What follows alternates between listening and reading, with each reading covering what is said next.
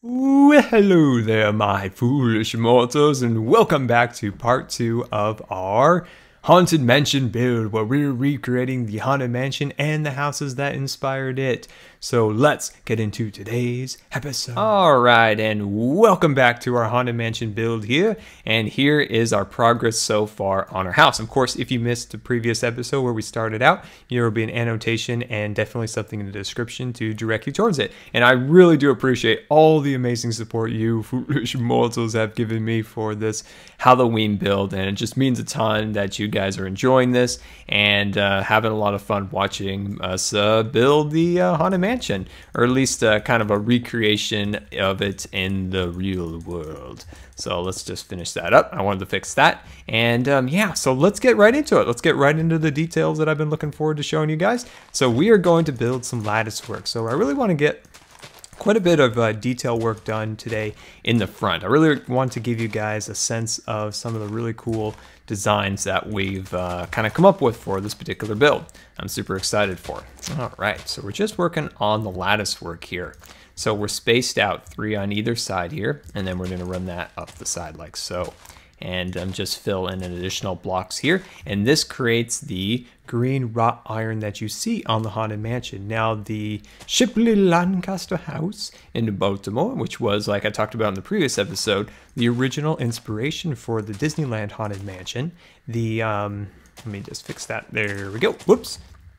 It also has this lattice work, and that was installed a little bit later in the house's lifespan, but there's not a lot of information on that house. There's only, like I said, one known photograph of that house, and I can't decide which color it is. Of course, being black and white, it's a bit hard to distinguish, of course, which color that the lattice work in that house was. So what color, was it a black, was it a green, so it was a darkerish color. I just don't know which one, Could have been pink for all we know. Okay, there we go. Well, look at that. That is looking really snazzy so far. Good, good. It appears I've lost my wrought iron. There we go. Oh, hello, friends. I'm gonna have to ask you to move, please. I'm going to have to ask you to move. Thank you. And down you go. All right, there we go. Loop that around, and around we go. Perfect. Oh, actually, that goes back one more. There we go. My mistake. One thing we are going to do eventually is we're going to need to, let me just double check something here. Are we off by one here? Let me just go back over here. Yeah, it does look like we're maybe off by one. Oh, well, we always seem to be off by a little bit here or there. No matter, we'll fix that. There we go. All right, we fixed that. We just needed to back off that section just one block. There we go. We got that all fixed. Let me just double check just to make sure. All right, well, we always make a scar mistake. Always make our scar mistakes eventually. There we go. And let me just bring this up the side like so. And voila. Now we still need to do a little bit of work right here where that doesn't quite reach, but we'll get there all in good time. There we go. And let's bring this up the side like so. And bring that across here. So like we were talking about, a little bit of history of the Haunted Mansion and some of the people who worked on the Haunted Mansion. That's I really like that, and I hope you guys have enjoyed hearing a little bit about, the people behind these things. They were incredible artists of their time, just absolutely incredible, Some of the individuals who worked on this, like Mark Davis, and these people were like leading animators at the time, making some of the most classic, Disney animated movies. And Mark Davis was responsible for a lot of the characters you see in the Haunted Mansion, a lot of the gags and the different things like that. He was very responsible for, a lot of those elements. Now, one interesting tidbit about the Haunted Mansion is, of course, when Walt died, there really wasn't a lot of direction where to go with this crazy Haunted Mansion that was being dreamed up. And one of Walt's things was he said that the house was going to be a retirement home for ghosts. Well, retirement home for ghosts. So does that have a story? Do you just fill the Haunted Mansion full of ghosts and people just ride through and experience that? That was kind of the question. There originally was a little bit of story to the Haunted Mansion that got got you know, kind of pushed to the wayside. We talked a little bit about that, the sea captain and his wife, or his new bride, and you know, that story never really panned out all the way, where it really turned out in the end to be that retirement home for ghosts. So from there, it went to trying to figure out how to create a narrative for the ride, how to lead people through there. Would there be some type of guide that would guide you through there? Would that be a ghost? So a fellow by the name of Ex Nintendo, he actually wrote the lyrics for Yo Ho Ho, Pirate's Life for Me, and Gonna Ghosts Come Out to Socialize. He wrote those, but he also came up with the idea for the ghost host. Now, originally, there was going to be some type of host similar. There would be like a, you know, a maid or a butler that brought you through the walkthrough version of the mansion. Later on, they thought of a raven. Now, the raven... let me just line this up here. The raven was supposed to kind of bring you through, and if you look through the Haunted Mansion now, you'll notice there are many ravens throughout the mansion. Now, those ravens are, you know, the original thought of how you would be guided through your tour of the Haunted Mansion. But later they found that they were distracted. You know, they didn't. It didn't really work out.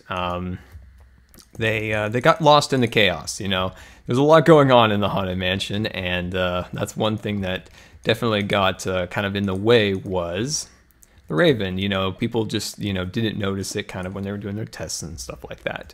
So then it went on to the ghost host.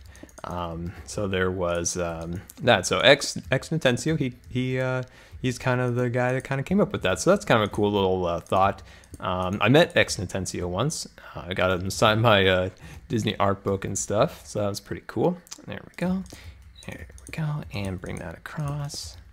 Let's see. We might be off here a little bit. We may be off. So let me just double check over here. I know I'm sorry I'm not giving you guys like a lot of direction on how we're doing this. I don't know either. I'm just kind of, you know, kind of going as I please here. Let's see, that's 1, and I believe that's 2. So let's actually switch that to 2, and then put that like that, and then just thicken up here. That's perfect. That's how we're gonna do it. That's good. That's good. Let's see, get that like so. And there we go. Okay, so another interesting tidbit is a lot of the Imagineers, when designing the Haunted Mansion, it was really one of the first rides that they had to work with without Walt's direction, because he had passed away. Now, let's see, I'm putting stairs down because I'm thinking of too many things at once. There we go, and I just try to figure out how best to accomplish this and try to talk at the same time. Okay, there we go. So they didn't have a lot of direction, and a lot of Imagineers kind of criticized. There we go, that looks awesome. We might add a little here or there, but for the most part, that looks good. I love it.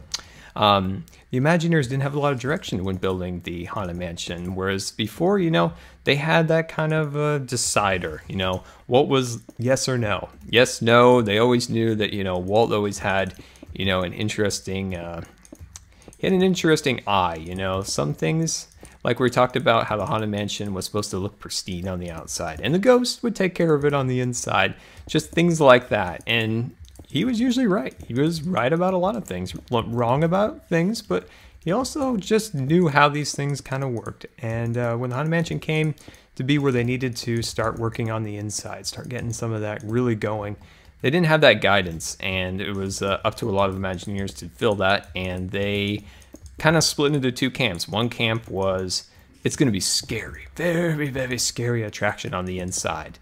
And well, you know, that's good and all, but that's not maybe the best for Disneyland. So a lot of the other Imagineers went into another camp, and it was supposed to be kind of silly, humorous spooks, you know, spooky ghosts that are, you know, mischievous, but not so much evil or, you know, trying to get you or anything along those lines, but just out for a swing and wake. And that was the Marc Davis camp, and the other camp was, I believe the Claude Coates camp.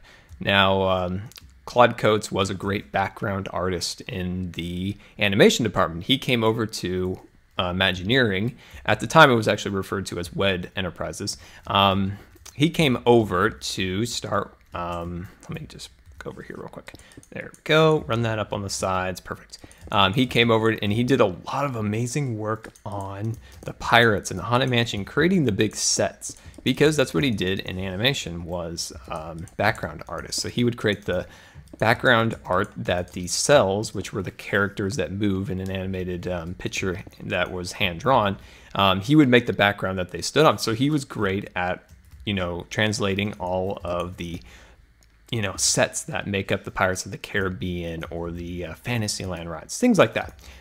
He was in the spooky camp. So he's like, we got to make this spooky. So in the end, it pretty much got split in half. So if you are familiar with the attraction, you know that it starts out spooky. You go into the stretching room, and in the stretching room, you start to, see the room stretch, and these spooky kind of portraits all of a sudden turn into a little more sinister, where they were just kind of innocent little portraits, and they start to stretch, and you realize there's more to this mansion than meets the eye.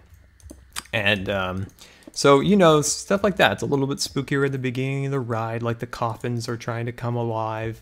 The guy's trying to escape the coffin. The doors are trying to be open from the spooks, but you can't actually see those spooky ghosts because they haven't been materialized by Madame Leota. But once you get past Madame Leota, you notice things start to become a little more silly, a little bit more fun, where in the ballroom you have a lot of ghosts, dancing, and there's parties going on. And then by the time you get into the graveyard, they're just having a swing and wake. And so it's interesting to see how those two camps kind of were able to kind of come together, at least in the small part, and kind of have their areas of the mansion where they were able to, play it how they wanted to. So I don't know, just some fun facts about it. I think the Haunted Mansion probably had the most crazy development of any attraction built by Imagineering. There we go. Put that down like so, and clear that. And I also feel like it has one of the biggest fan presence of any attraction in the Disney parks. I think it's got a really big cult following, whereas I think most people over the years would refer to Pirates of the Caribbean or something like that to being their favorite Disney attraction. That's a very popular one for people to say. But I think the Haunted Mansion has kind of the biggest kind of cult following behind it, where people are like super devoted to it. They got entire lines of merchandise dedicated to it. There we go. I don't know which one I like more. The Pirates of the Caribbean, when you think of these kind of classic rides, I don't know which one would be my favorite. I really like both of them. I like the drops and that nature to pirates and kind of cruising in the boats. I also really like how the Haunted Mansion not only has a ride, but it also has some walkthrough show elements to it. I think that really sets you up, as you're experiencing the attraction for something, it kind of builds your anticipation for the ride. There we go. And there we go. Put that down like so. And then I'm going to run this up here. So we're just getting those small details down because I really want to get... Excuse me, Mr. Spider. I need you to move. Need you to move. Out of the way. Thank you. I need you to move. There you go. Okay.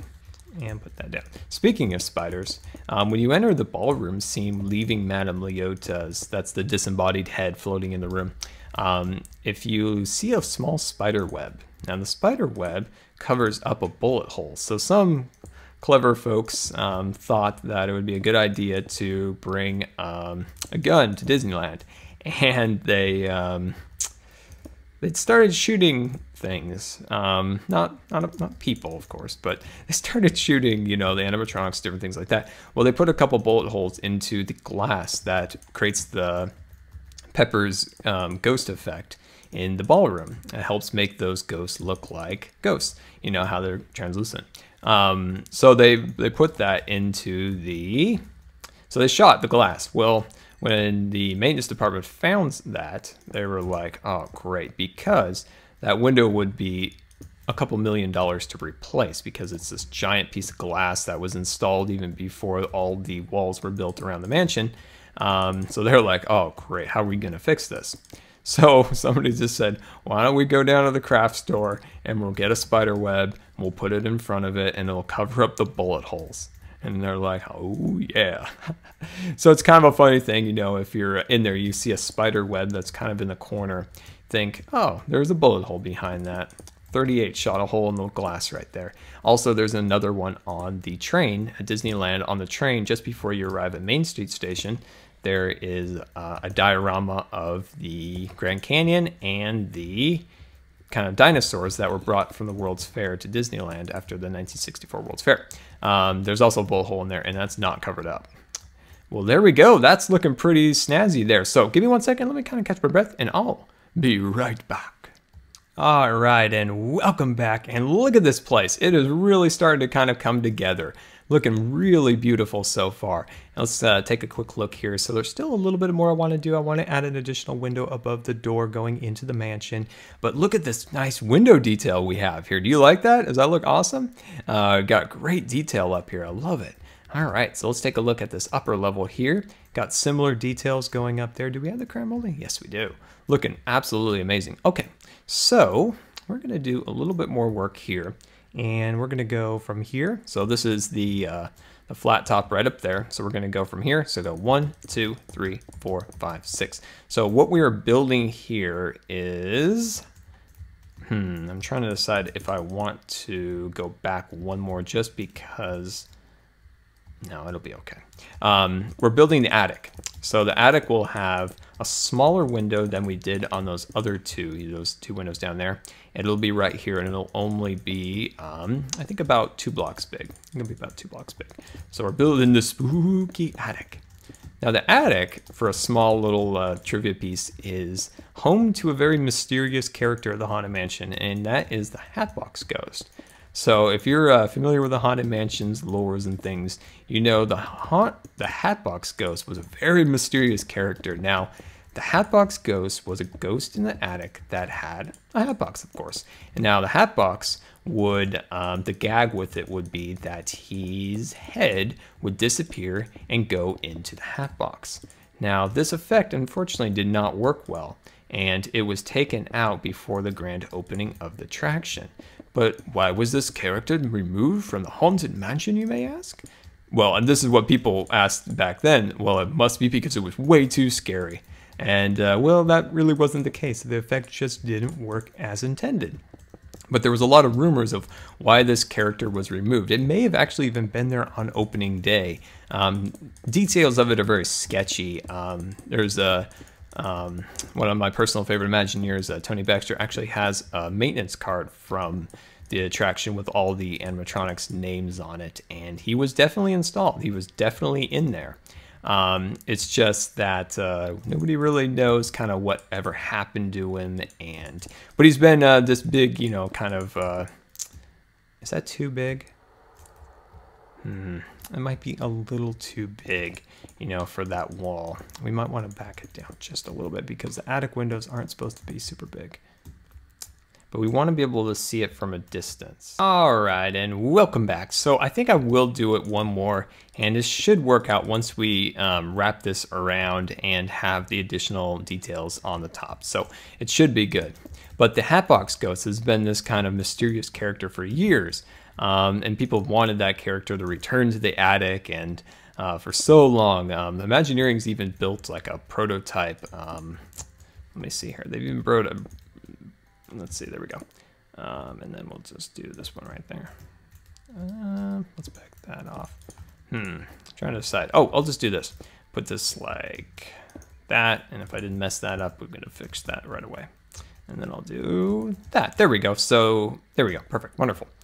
They've even built like a little prototype that they had at a convention once, but they sell a lot of merchandise with that character on there. It's just the effect didn't work in the attraction, especially at that time with technology that they did have. So maybe someday that character will return to the Haunted Mansion. They're supposedly working on another Haunted Mansion movie. Now you might be thinking, oh, Scar, that was like the worst movie ever. And yes, it was. But they're working on another one, but they're actually working with you know, a really, you know, well-known director and stuff like that. It's just the script's been kind of up in the air for so many years. I mean, they announced it so long ago, but apparently they actually still are working on it. But apparently the Hatbox Ghost is one of the main characters for that movie. There we go. And then we'll come over here and continue our crown modeling. So hopefully this episode was easy to kind of follow as we, you know, talked about the lore and the history behind the Haunted Mansion. There we go. We weren't doing any real dimensions, so I thought we could just kind of talk as we add the details on the roof. So the only thing we really added was this additional piece here. So 1, 2, 3, 4, 5, 6. And then we backed off, I believe, this piece one back. And then we built all of our, lattice work and our really nice details above the windows and created this. So let me just fly up here so you can see the dimensions of this in case you missed it. So you can kind of freeze the video here and count any dimensions that you need. There we go. And all right, well, there we go, guys. We are one step closer to our completion of our Haunted Mansion inspired build. And I really do appreciate you guys and all the support you give me to the videos. It just means a ton. Very much so. So until next time, this has been Good Times with Scar, and I always really appreciate you guys taking the time to watch my videos. And if you believe the videos are a rating, that would be much appreciated. Until next time, we'll see you later. You go in there, and there's not really a big story. Now, there are story elements to it. We can get to that in another episode, but there is more. It's more of an experience, more of like, all these different ghosts and, experiencing what it might be like to